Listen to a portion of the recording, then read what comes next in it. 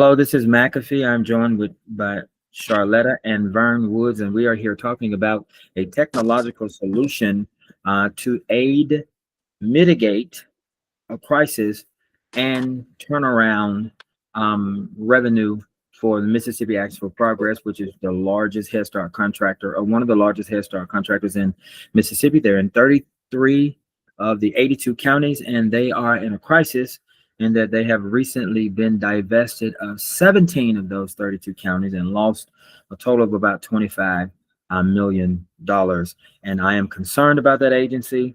I went to that agency as a 5-year old. So I'm bringing in a technology partner to talk about how do we amend the revenue that was 100% subsidized or paid for by the federal government to give them their own innovative solutions as far as revenue is concerned. And that would be to turn their existing centers, of which they are across the state of Mississippi, and their head ends, which is to say their fiber connections for AT&T internet, and turn that into an ISP, wherein that agency becomes a company that provides those services, and those services are internet services, cell phone services, and complementary services up to a 10-mile radius around each center, so that the parents and the students who go to that school can spend their money with the company that's providing education for those kids. And if that does not happen, I fear that the agency that's been around since 1966 will become defunct and go out of business. And I don't know what will happen to the remainder of those 4,500 kids. And now I pitch it over to you, Vern, who is a technological genius in his own rights. Let's talk about those kids. Well, you know what? Mac, first off, I appreciate it. I appreciate you having me on the call here. Vernell Woods here. I am the CEO and creator of Mula Wireless. We are a telecom provider that serves as both the mobile virtual network operator that sells both internet services, home internet services, as well as mobile service. But we also serve as a mobile virtual network enabler who is wholesale partners with both AT&T and T-Mobile. What this means is that we have the business support system, operation support system, and all the capabilities and wherewithal to be able to turn any company into its own internet service provider or mobile virtual network operator to be able to sell service in America.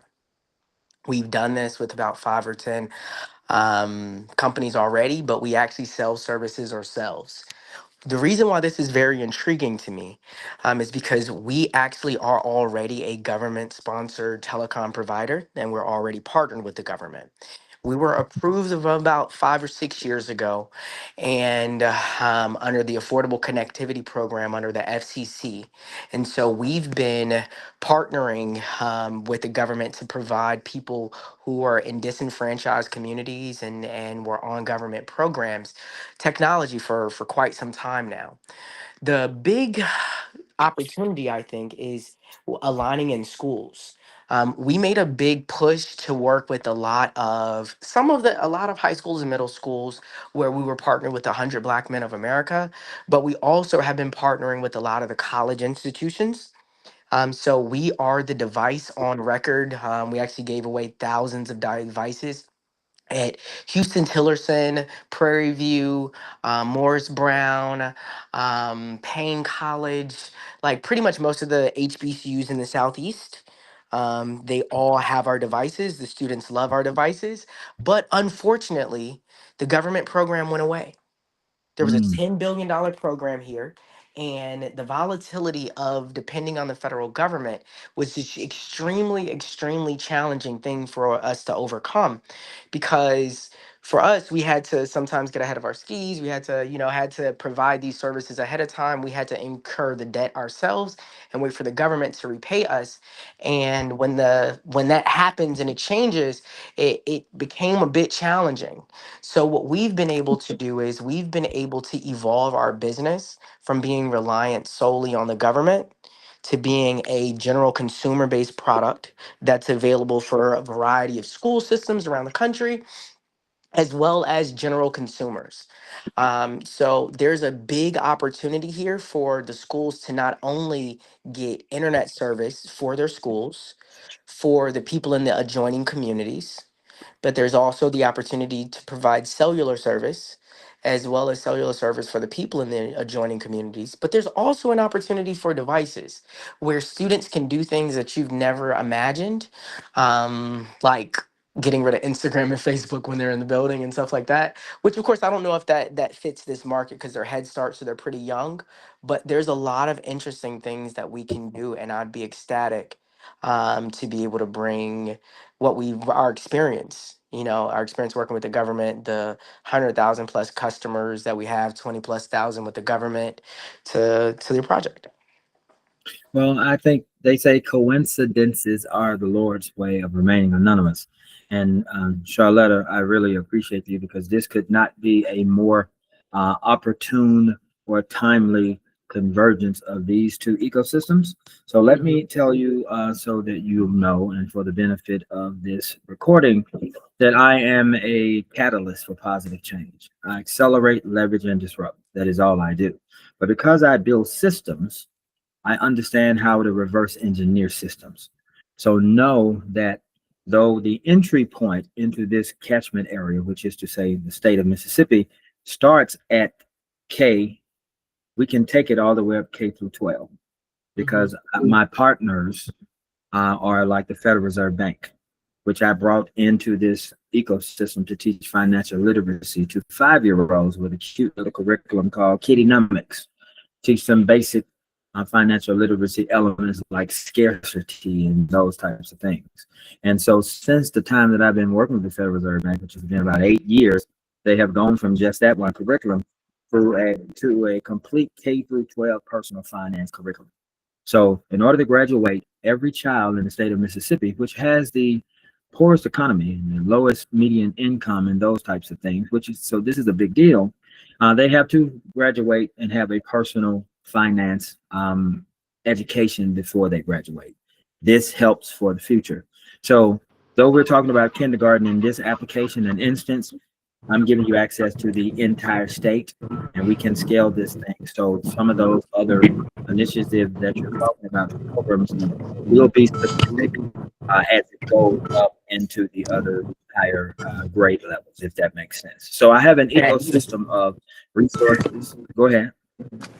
Oh no, I wasn't saying anything. Please continue. Oh, nothing at all. Yeah, so I have an ecosystem of similarly situated, innovative things that I'm going to bring into this infrastructure and ecosystem. But technology is the vehicle by which the light rails that these programs are on. So Kittynomics with the Federal Reserve Bank, there's a legendary string arranger named Dr. Benjamin Wright, who did over 100 million in album sales. Michael Jackson, Rock With You, Don't Stop Till You Get Enough, Boogie Wonderland. He was the music director for Aretha Franklin, Gladys Knight, Shaka Khan. He's 80 years old. He's done it for 50 years. He's from Mississippi. And so he partners with me on a bill that I wrote called the Mississippi Entertainment Workforce Development Task Force. Fancy name for the fact that we are going to amend the workforce development in the community college system across the state, from allied health to CDLs to welders and plumbers, to support creative economy and individuals who are talented in Mississippi. And that is a big deal because Mississippi is the birthplace of America's music.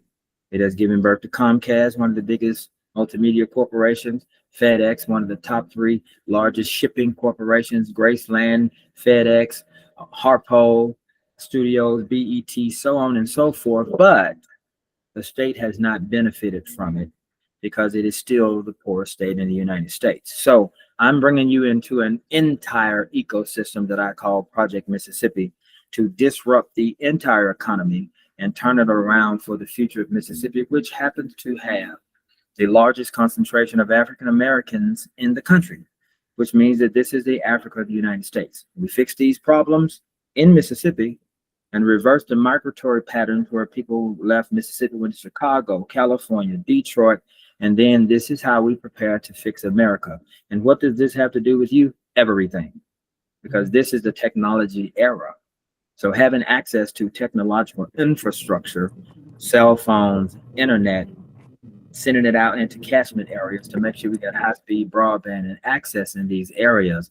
I'm taking you and your company into an entire state to accelerate a whole state. So we'll start at K through 12, but it is not going to stop there. So this is what I envision to be a long-range partnership, and I deal with the federal level and the state level and so on and so forth. So I am so grateful to have you here. And Charletta is on the finance side, and she has a whole ecosystem of from state lottery initiatives to other technology initiatives to banks and private sector entities that fund small businesses that you, if you know about the economy, you need small businesses to scale through private equity venture capital to turn into big businesses. This is the only reason you know Bill Gates and Elon Musk and Steve Jobs and Jeff Bezos is private equity venture capital. So I'm also bringing that into the state of Mississippi. Let's just say it's a plethora of things that we can do, but we're going to start first with Vern Woods, Mississippi Action for Progress, putting these two things together to turn them into an ISP so they don't go out of business. Now that's a mouthful, but that's Well, what we're Mac, doing here. Mac, I am extremely excited to be working with you guys. I think there's a big opportunity here to get it done. We're ready to run. So you just let me know. Like the floor is yours. And I promise you, we've got some innovation that I promise you guys haven't seen, and we'd be super excited to bring it to the state of Mississippi. So, next steps, right? Next steps. If you can tell us a little bit The about. next steps is now. Now we're ready to do it right now. The next steps. All right, I need three. I need three revenue streams that can come out of your product, your ecosystem and company. I know one is the expansion of internet from the centers out into a 10-mile radius. That is one stream of revenue, internet service. The second one is cell phone service. What do you think the third highest and best one would be in your ecosystem? There may be more than three, but I'm doing the law of averages. it's gonna be devices, right? So the devices, and here's why that matters. Inside of your, so whether it's a kid's device, and in our kids device we have some, like I was mentioning, we've got really cool, the one of the most advanced applications that rivals Find My iPhone pretty much, right? It's like for Mula devices though, but it'll let you remove remove apps off the phone and that's not needed. We also have a built-in financial ecosystem, and it's called Moolah for a reason, right? So as you use your device, you earn rewards points, and you're earning Moolah. You're earning money that you can spend in real places, and very similar to your uh, application that's intended to teach people how to be financially aware and kind of really teach financial literacy.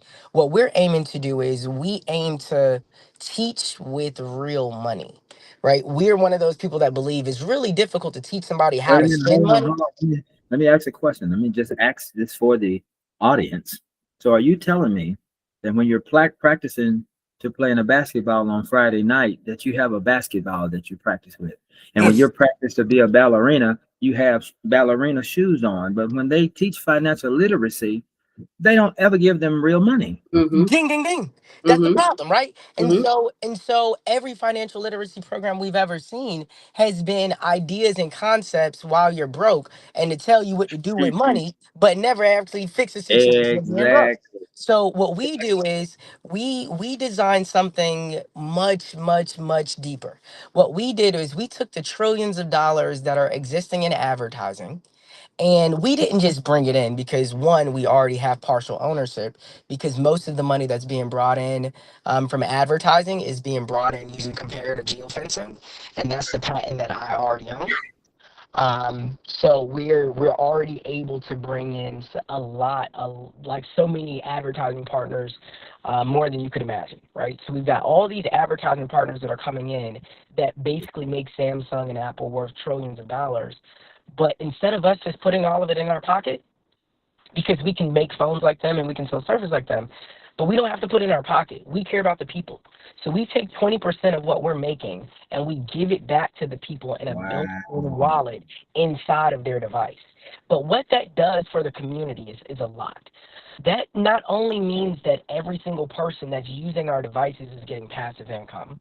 Our service is cheaper than right Verizon, T-Mobile, AT&T, but also Mint Mobile, Leica, right Total. We're beating everyone in terms of pricing, but they're earning passive income. But now we have the ability to pre-install programs and applications onto the device and distribute it in the community in ways that are essential. So, for example, if there's a federal program that all the people need to get, if there are partnerships that need to flow throughout the entire Mississippi, any of these things that need to happen, the only way that they could currently do it is to call Samsung, call Apple, do a deal with them, convince them to literally pre-install it the same way I can, and roll it out. And that would cost them a much greater amount to do with them than it would with me. But it's still only 7 or 8 OEM providers in the country that can do it, and I just happen to be one of them. So there's a major opportunity here for a lot of different additional revenue sources when you think about everything that goes into a device. Wow. So sir, when you have the kind of gifts that the creator gives to some of his special humans, and you look at Elon Musk and they're in shock and in awe of the number of things that those kind of people, Renaissance men and women, can do at one time, it is because they have the capacity to do that. And so these things, from a listener of this recording who may not operate in that space, some people only do 1 or 2 things in their entire lifetimes. Well, animals are made different in the jungle, you should know. So what you're listening to, you better believe that every word that we're saying is true and it can happen. And so I'm saying that before I expand this a little bit more, because we're talking about 3 streams of income. We're talking about internet, cell phones, and devices. But I'm going to expand this a little bit further because it appears that you most certainly have the big brain capacity to do it. There is a need as they are expanding broadband out into the rural areas of the United States and Mississippi. And let me go back a little bit further. You know, when they developed after the Great Depression, you know, they started modernizing through steel mills and railroads and then Industrial Revolution. They had to put up public utilities like water and sewer and electrical lines to electrify the whole country. Now broadband is the 2025 version of what electrifying America used to be. You have to have broadband and internet access everywhere in America, and it really is a public utility, and the government is rolling that out like they did with the power lines and railroads and sewer. And so this creates a unique opportunity that we won't see again in our lifetime, to have the opportunity to participate in how this not only rolls out in its industrial utilitarian medium, which is to say, whether it's going to be Wi-Fi, microwave broadcast out, whether it's going to come through fiber, whether it's going to come down the power lines, but the last mile, which I think a lot of these institutions are missing, and maybe is not their role. Maybe the role of the government and local and state government is to get the utility out, but there is a big gap in digital literacy, which speaks to the digital divide. Like the wealth gap is getting wider and wider, and as AI is coming into place, that digital divide is going to widen exponentially. So this is the perfect time in history for us to take this particular partnership that we're talking about and get it out into these young people in these rural areas who are just getting broadband for the first time, but they're not computer literate, meaning they don't know basic computer skills like typing or word processing or those type of things. So why don't we take this energy and innovation and disruption and do some type of program in conjunction with the state? And I'm talking to the state right now. You'll see this with your BEAM program to speak to the digital literacy so that we can offer stealth learning, different initiatives, and even cool gamified activities for these kids so that they can make some residual income at home. a social media academy. You're familiar with Kai Sinet's Streamers Academy, where he partnered with Yep. Yep. Brilliant, and let me say it for the record. A streamer partnered with the university in Ohio and used their campus in the off season to do a contest to bring in streamers from all around the country and do a 2-week competition that exponentially accelerated all of their careers. And he got offered something like $25 million that he passed on. We can do something like that with this new broadband that the state and federal government are rolling out to these millions of young people in Mississippi who are sitting in rural homes and don't have the appropriate stimuli to bring them into the new economy that AI is about to disrupt. So this is a multi-billion dollar opportunity. Most importantly, this is a life-changing opportunity for those young people in Mississippi. And so I wanted to ask you as a next step to join me past the utilitarian hardware portion to let's work on some disruptive things, and I can partner with the state to do a contest of sorts and gamify this process to engage these young people and their parents and bring them into this 25th 2025 year in technology and to prepare themselves for AI. This is an amazing time. Yeah, and I think that incubators can certainly help with that, right? Because then you can find people and meet them where they are based on their own interest, skill sets, and where they want to develop skill sets for what they would like to go into. And that could be television, technology, storytelling, whatever, right? Most young people think that they're content creators already anyway. Right. So, And they are. Exactly that, because they have their own audience, even if it's the neighborhood that they come from or this where they go to school, right? And let's give them a platform for that. well, yeah. And So so I didn't mean to cut go you ahead. off. Go ahead. No, I No, was no, just no. simply saying, add into that. I think we're all in alignment there. I think there's a lot of different ways to skin the cat here. Like I think we may even need to think about education in general differently.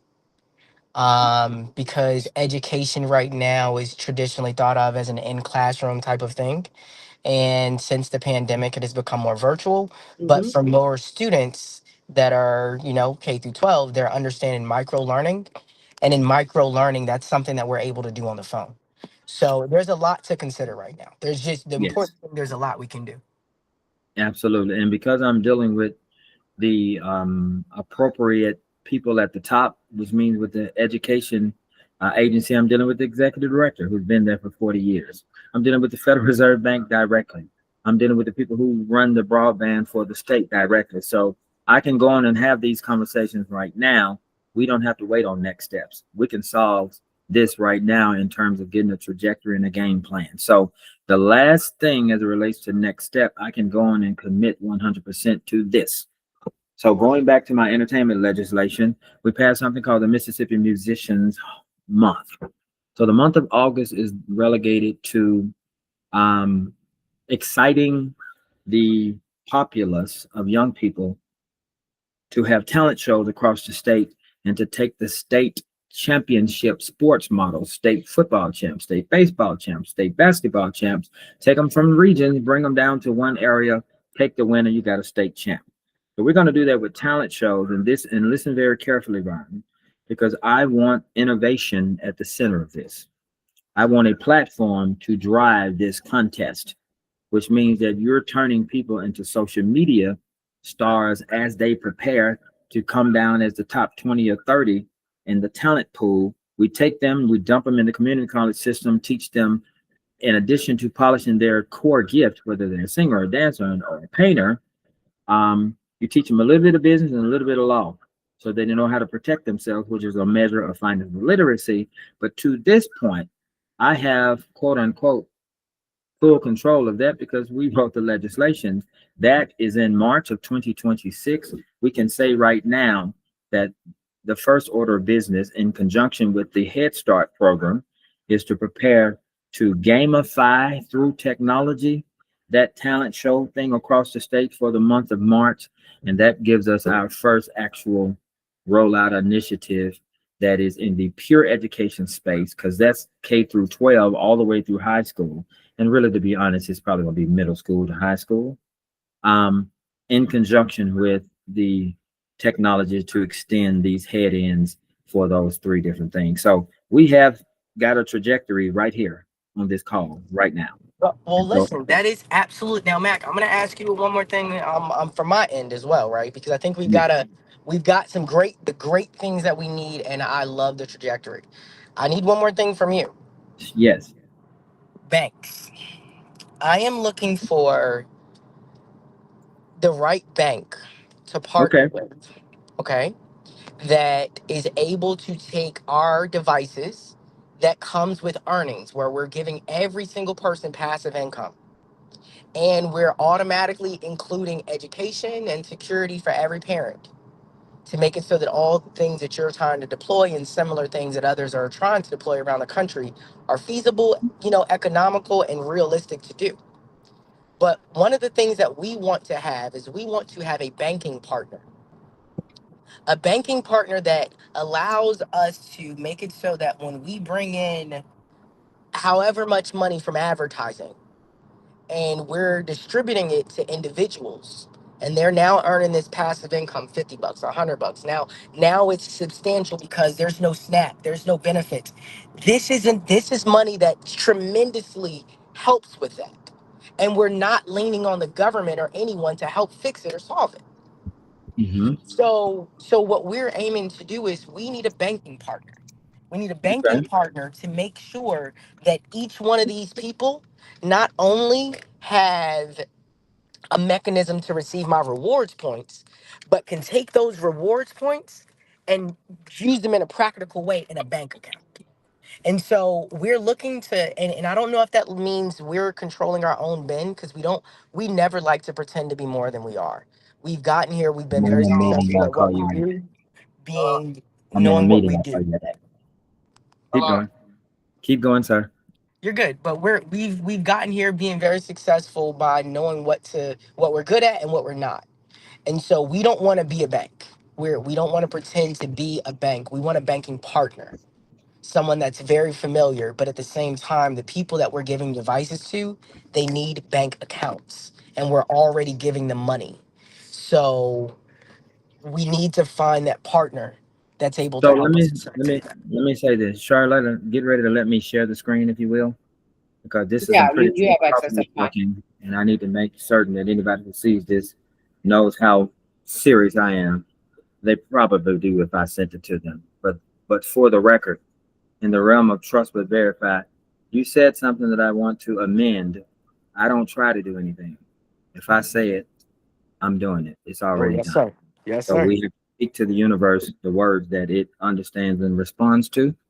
And so let me show you a couple of things. And so I don't know if you remember this old Ten Commandments movie with Charlton Heston that was done in the 50s and cost about $2 million way back then.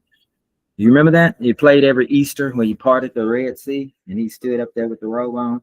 I used to love that movie. And the thing that I love the most about the movie is when it said, "So let it be written, so let it be done." The bank thing is already done, sir. We don't have to look for it. I can give you one simple example. I had a meeting yesterday with two partners that I put together, similar to what I did with the Federal Reserve Bank and the Mississippi Action for Progress, and they are both housing developers. And so I put them in a meeting as I was driving to the mountains to chillax, as I'm doing now, although I've been working since 4 this morning at 1 o'clock. That's a hell of a vacation. So while I was on that meeting, while I was on that journey, they were in a meeting with Cadence Bank. Cadence Bank is a $47 billion bank. It is the largest Mississippi bank. So 3 days ago, Cadence Bank was bought by Huntington National Bank out of Columbus, Ohio, and it is worth $200 billion. So considerably larger than Cadence Bank. And the person who was leading that meeting at Cadence Bank was the president of Cadence in Jackson, Mississippi. So that is one of quite a few options that I have. I already told you I got the Federal Reserve Bank. So that's a brand new bank as of just 3 days ago in Mississippi. And I deal with Bank of America, corporate, and Chase. So we're not going to have a banking problem like we don't have an oxygen problem or a sunlight problem or a water problem.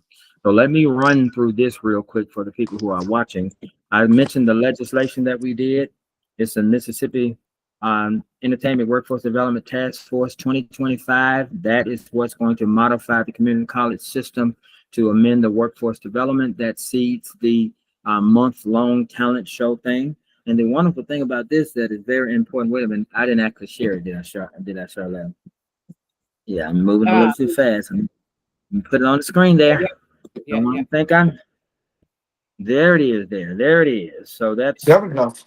It's taken me 20 years to get in place. The last time we did a derivative piece of legislation was in 2025, and out of that came a contribution to Uptown Funk by Bruno Mars. It was the #1 song in the country for 15 weeks, and it said we go from Harlem, Hollywood to Jackson, Mississippi, because we signed a girl from Jackson, Mississippi to Bruno Mars. So this stuff is high level.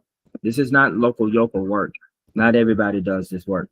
So let me put one last thing on the screen because I have mentioned a couple of other things that let me see. Here it is. So you know, because you and I have never done any work together, Vern, this is a complete ecosystem that already exists. These are second phase things that I'm talking about. For instance, I helped the state get the lottery. We won't take a long time looking at it. But in 2010, a lady had put in this lottery bill for 22 years. The governor of Mississippi said, we don't want the lottery. Governor Haley Barbour. I said, yeah, I think we're going to have the lottery, Governor. So I contacted the organization that sanctions lottery across the United States and told them to give me the information because Mississippi has said we don't want the lottery, although we have casinos and we have a religious objection. I say ballyhoo and nonsense. Mississippi has a lottery. And so as you can see, these other things like the Federal Reserve Bank initiative, all of these things are second or third phases. So they're already done. All we have to do is do the next version of it, which is phase 3. And so I wanted to make sure that I said that for the camera because this is the season of trust that verify. And so for the people who's watching this, you know how we know each other. Go on and get ready because I am coming your way. And so the next step for us, Vern, is a simple one. It is to get involved in a simple non-disclosure, non-compete, because I already have some other partners in this same technological financial space. We are already working parallel tracks, and these things are going to converge very, very soon. This is a fourth quarter of the year. We're about to get into turkey season tomorrow, the next day, and we are going to nail down these things. So in January, when the legislative session starts, we will have all of our MOUs in place, all of our project plans and timelines and scopes, everything done and packaged, and then we'll be ready to roll. So I think that this is how long has this meeting been, Charlotte? You got the clock? Let's see. I think we started at 5 minutes, 40 minutes-ish. 40 minutes. This is a lot for 40 minutes. We're going to change our entire states, and we've just done it in 40 minutes. And I invite you, Vern, to put on your seat back and kick back because I have done this for 30 years. Well, listen, I'm gonna let you know. I got on my I got on my skates. So let them know what that means, right? But I got on my skates, got on my walking shoes, and wherever you need me to go, I'm right there with you. So you just let me know. We'll be in lockstep, and whenever the next meetings are, you just draw it up and send us over to NDAs. We're happy to sign them for you. So we'll let's of course do send that. you some information too on us because we like to verify. I like you to kind of look at some patent stuff, the things we've created, a little bit of background on us, so that as you're sharing information and the people already know who you are, they can feel a little bit more comfortable about us and our background and the things that we've been doing over the last 10 years as well. I'm not the least bit concerned, brother. We down the road. What you can do is send your mailing address and whoever. So this will be a multi-party non-disclosure. I have 5 consortiums: contractor, medical, innovators, financial. This will be another one. This one is specific to technology. And so it may be as many as 10 to 15 people on this thing before it's over. So send her your email address and name, your name, mailing address, and whatever your professional title is, I'll structure that, get it out to you. There is one caveat though. I do like wet signatures. Everybody likes DocuSign.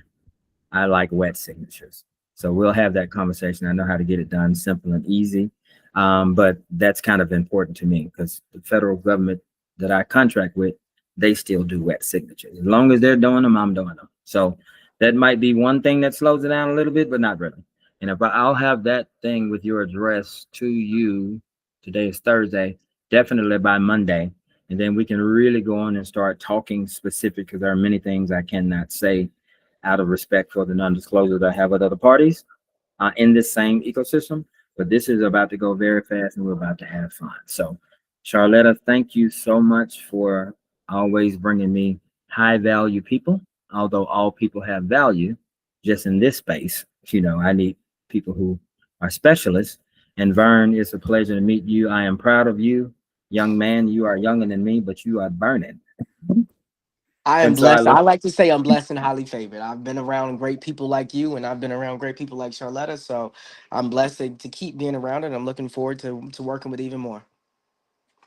And to the people of Mississippi, as Country Wayne, the comedian, said, help is on the way.